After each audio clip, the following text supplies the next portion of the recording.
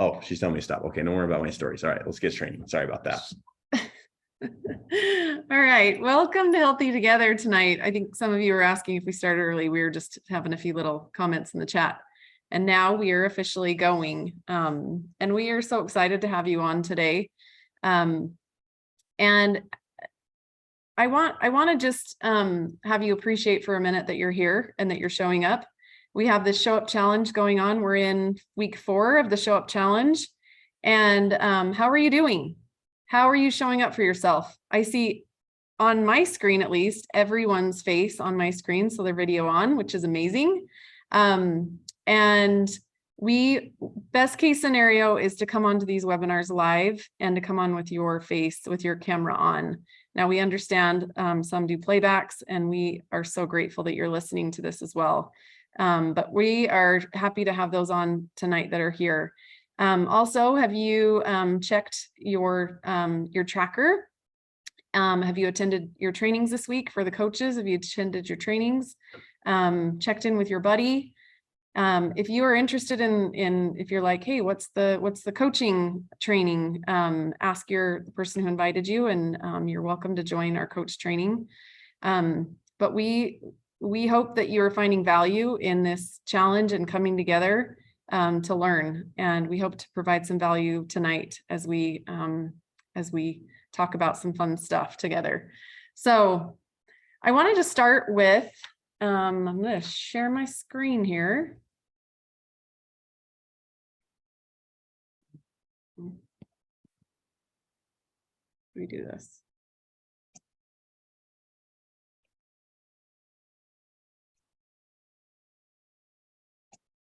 All right.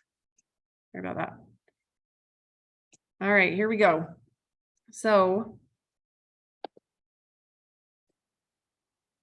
we just talked about that. We're going to talk about our 4 components. So I want you to think about these 4 components, and some of you may be familiar with these 4 components. And we love to just run through these. These are really the crutch of our program, and they're like 4 legs of a chair almost. And if you only do 1 or 2, sometimes that would be a very unstable chair. So the first one is that everyone gets a coach or an accountability buddy. Coaches are working on themselves too, which is so awesome because we link arms and we get to be a sounding board with our clients. So, and you with your coach, and that's an awesome thing. The second is our Habits of Health transformation system. It's key because your body will typically match up to where your mindset is. So this is where you do the mindset work, and we're learning. If you're on here today, you're learning how important that is. And third, our community, our Optavia community. You're participating in that right now as you're on this or listening in, and you're not alone in your pursuit of health. And your chances of success increase when you plug in. I mean, we all want to increase our chances of success, right? So plugging in is so awesome. And the fourth is our scientifically designed fuelings.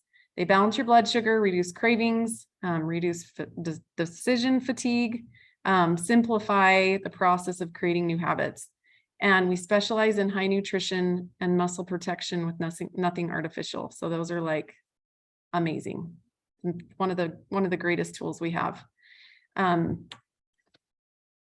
Tonight we are going to talk about habits, making and breaking habits. And I'm here tonight. I'm grateful to be here with my husband, Casey, and I'm Haley Trujillo, and we are independent Optavia coaches.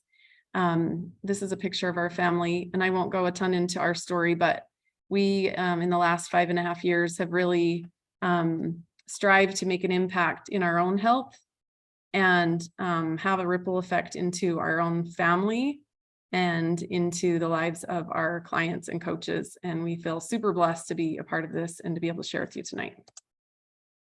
All right, so we're going to get a question out there to get us going.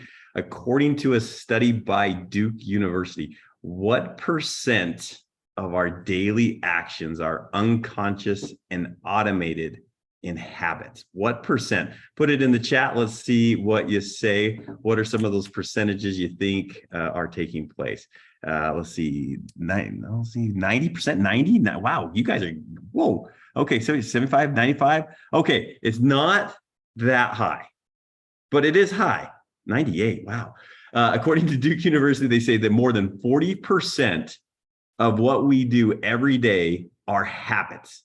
So I think that should let you know that you are already a habit maker and a habit keeper, because 40% of what you do every day. So if you thought about that, you stay awake for 12 hours in a day, 4 hours, 4 or 5 hours is you just doing things that you don't even think about anymore. I have a buddy that loves McDonald's, and it's a bad habit. Every morning he goes and gets 2 Egg McMuffins and a Coke every morning. It's so bad that when he wakes up in the morning, Google tells him how far away he is from the closest McDonald's. It just pops up every morning at 7:55 and tells him how far away he is from a McDonald's, because Google has identified that it's a habit.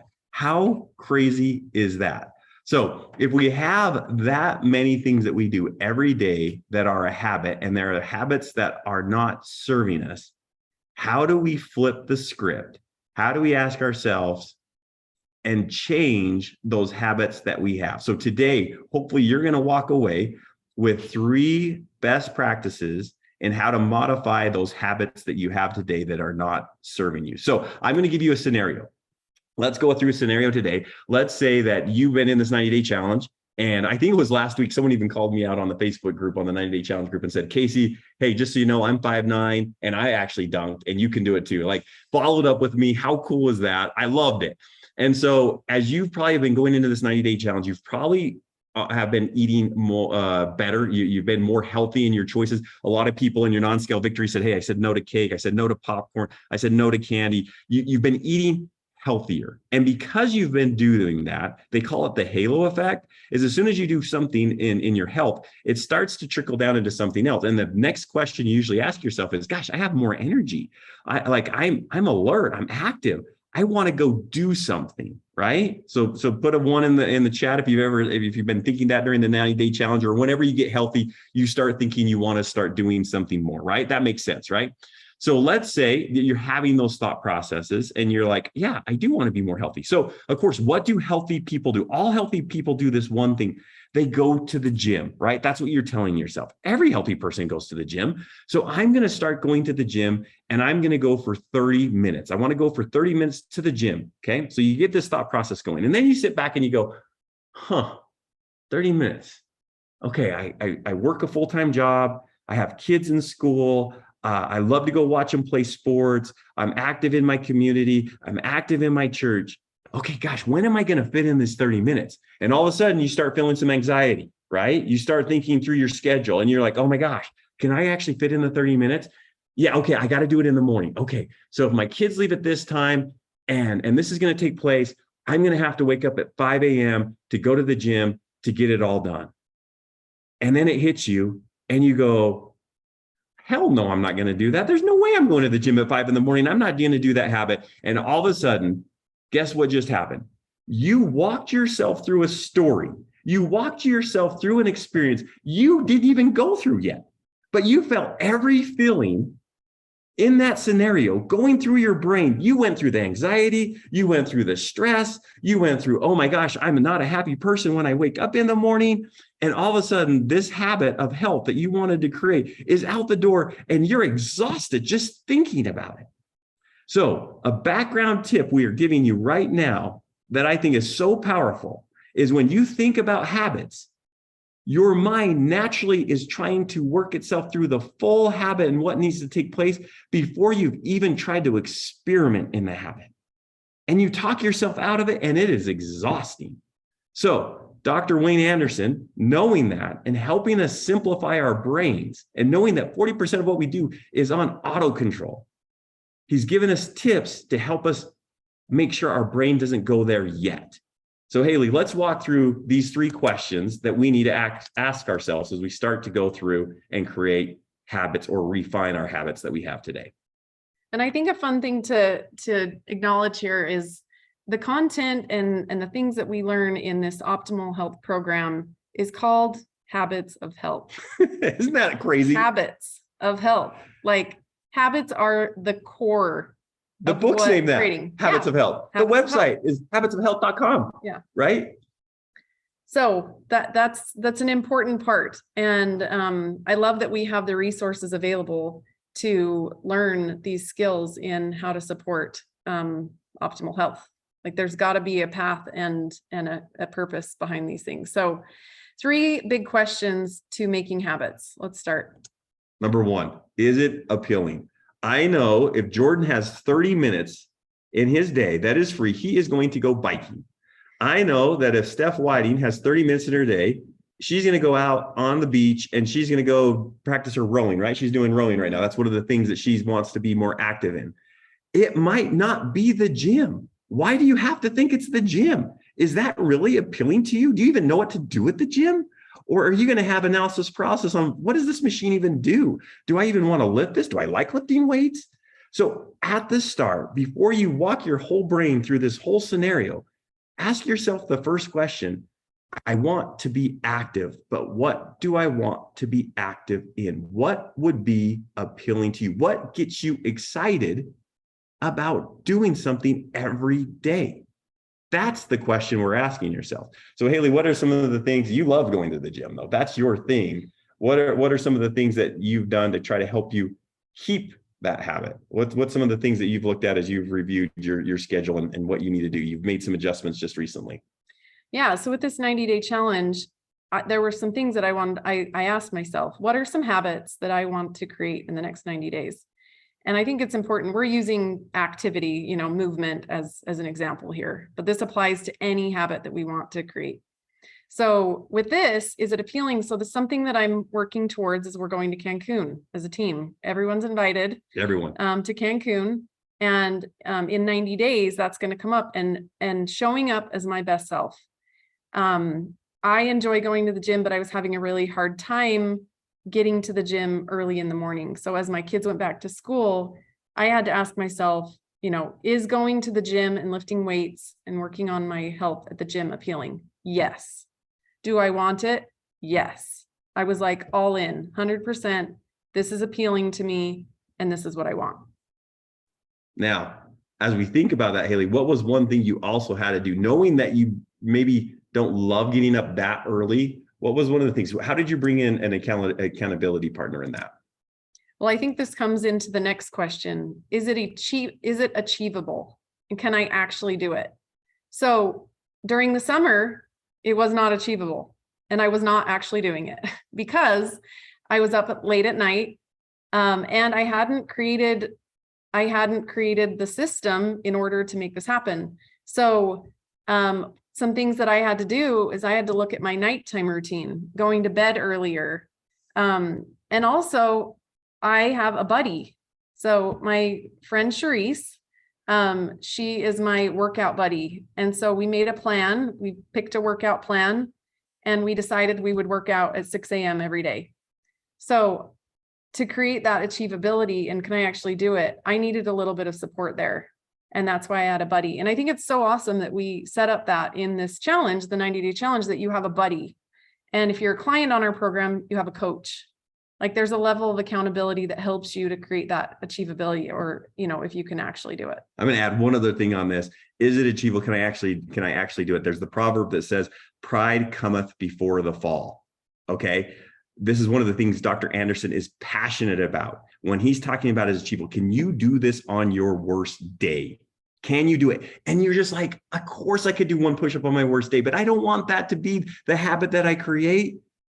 But again, that's where people fell. I had a buddy that wanted to come back and start to go to the gym. That was something that he really did want. He was able to come in the mornings. He agreed to that. It's achievable. He shows up to the gym. And the first thing I tell him is I say, do not push yourself hard, because no matter what you do at the gym today, that was a success. If you push yourself hard today, you are going to become super sore. You're not just going to be sore because that's just going to happen.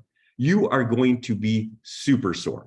So today's Wednesday. I get this text from him. We worked out Monday and we worked out Tuesday. On Wednesday, this morning, I get this text.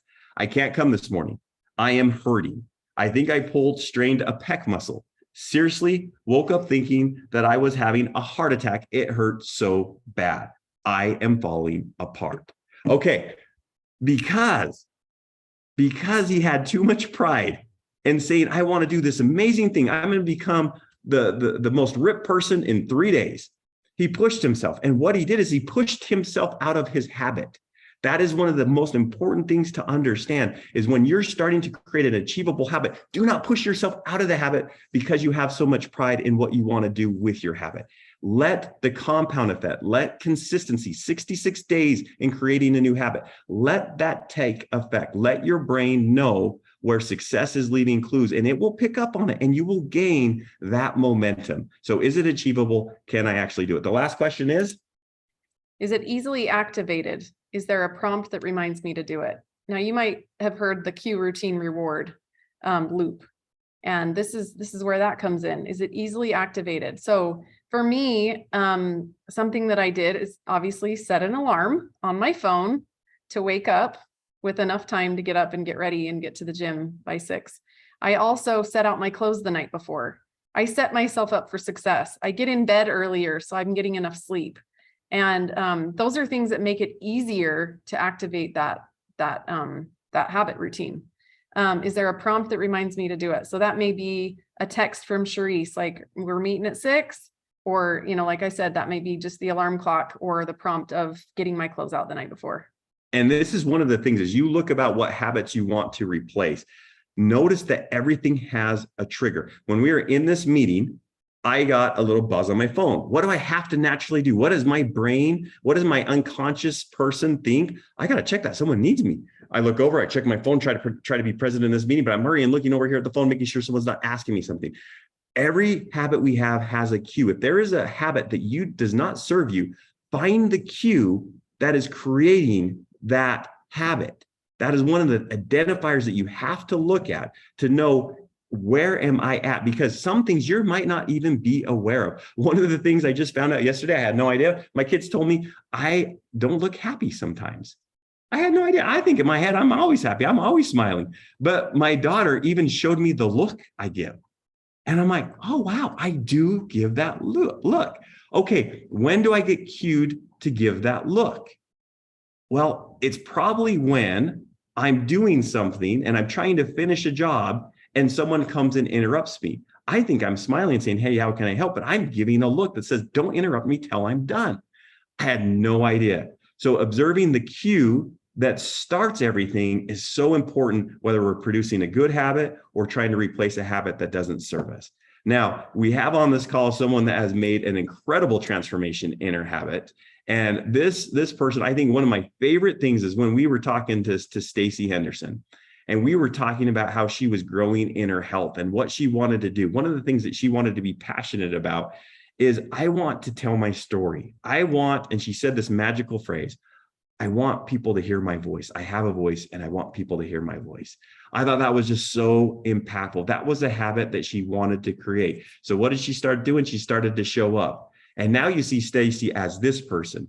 But I think we're going to have Stacy share today where she started and how did she replace a habit that happened every day into a habit, a foundational habit that has led to habits that she probably doesn't even aware that she has acting in her behalf right now. So Stacy, if you wouldn't mind coming off mute and sharing a little bit about your past habit and how you replace that with a new and improved habit. Hi, I don't see myself on there, but how do I? Sounds great. You're gonna make me like emotional there. Hello. Okay. So before Optavia, Kip and I had habits. Our habits were we would get up early, we'd go to work, and we'd come home from work, we'd eat dinner, we would sit down on the couch and we would turn on the TV and fall asleep to the TV. And this was like over and over. Before Optavia, we had no energy. I had high blood pressure. I was on medication for blood pressure.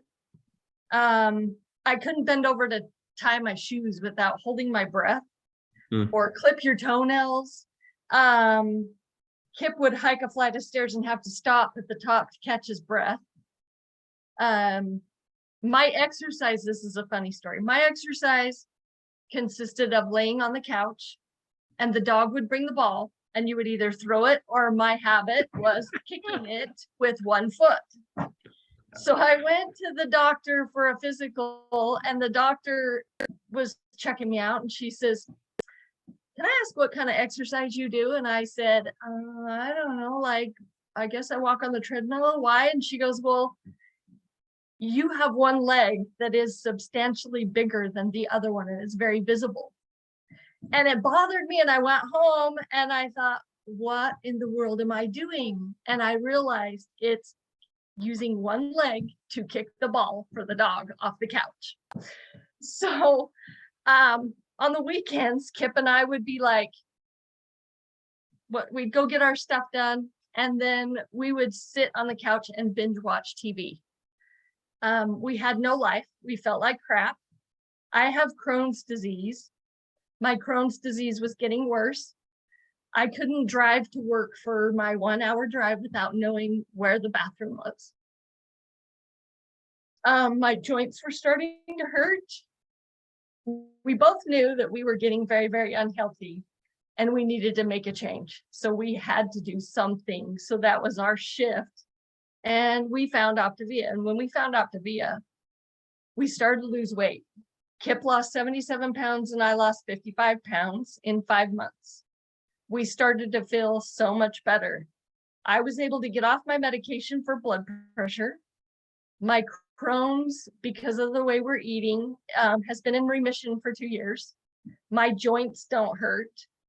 So after all that, we started shifting in our habits. So instead of eating dinner and watching TV, we started going outside and walking around our yard and looking for weeds to pull in our flower beds every night. And the healthier we got, the more we shifted to our health. And we decided we were going to join the gym. Well, then COVID hit. And when COVID hit, the gyms all closed. And so we were both so committed to our health and wanting to do something about the gym that Kip started looking for gym equipment on KSL, and we bought a bunch of equipment, and we now have a gym in our shop. So every night we go out and work out in the gym instead of sitting on the couch and watching TV.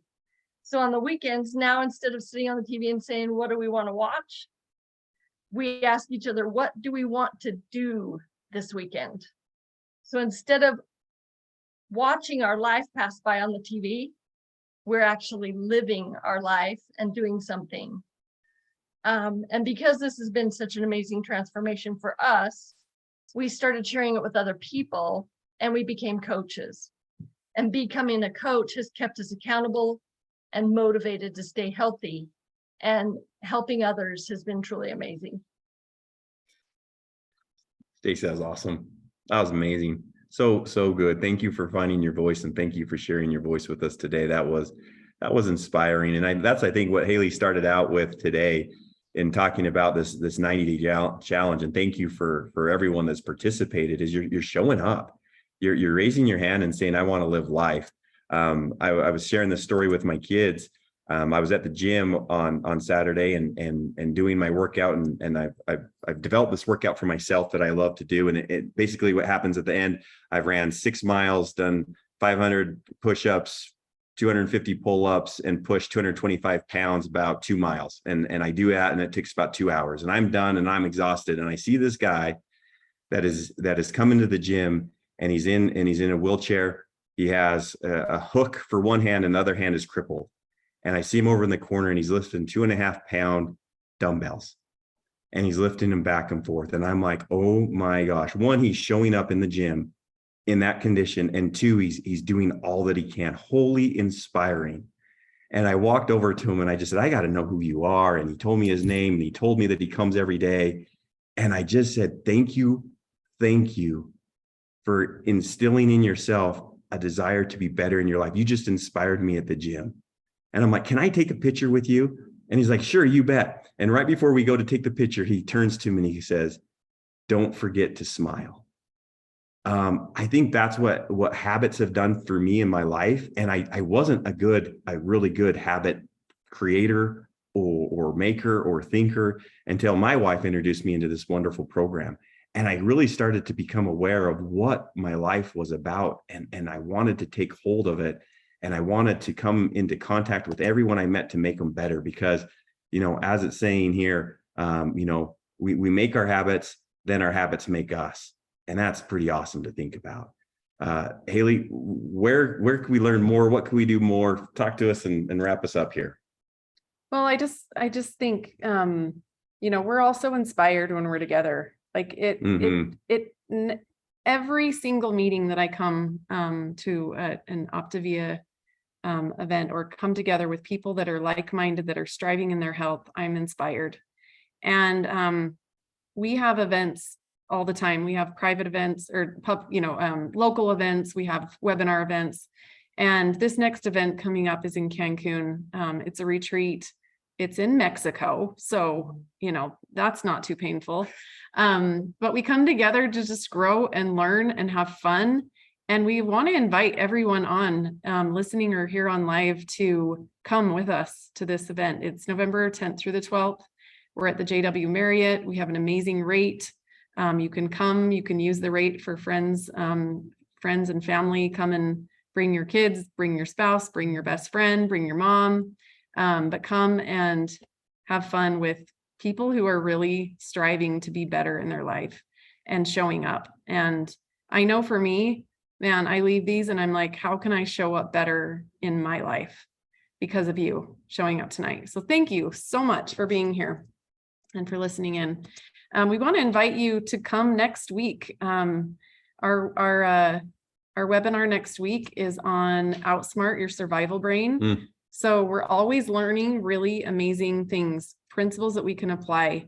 And I want to just issue a challenge as we end to take the questions that we gave. And I want to refer you back to, these are the Lifebook Element 3 and also our Habits of Health 1.5. If you have those books, you can refer back to where we've taken these questions from and this information from, or reach out to the person who invited you and they can get you these questions. And we want to challenge you to think about a habit that you really would like to instill and install in your life. And use these questions to make a path and make a plan for how you're going to create that. And it can be, something small. I think that's the best way. Micro habits are a thing, right? On your worst day, what can you do? And it creates this halo effect where you start to create more and more habits because it feels good. It feels in integrity to what you truly want in your life. And so that's our challenge for you today, is to use these questions to maybe create a habit that you've been wanting to have in your life. So we appreciate you being on. For the next 30 minutes, we have 2 breakout sessions. If you stay in this room, stay here, then we're going to do a Coach Explore. So many of you are, loving the health program and have asked for more information on how to be 500% more likely to reach and maintain your healthy weight long-term. That's something that Stacy talked about, and we felt also is it's blessed our life and in our own health. And so if you'd like to stay on and learn a little bit more about how to reach into your community and bring other people along in your journey, how to improve your health and your finances, that will be the topic in this room. And we'll also be offering a breakout room for any newer coaches with our Quick Start class. So if you haven't attended that or you're newer, we'd love to have you join that. Otherwise, we will see you next week at 5:30 p.m. Pacific time for our webinar on outsmarting your survival brain. So thanks again for joining us. Thanks, everyone.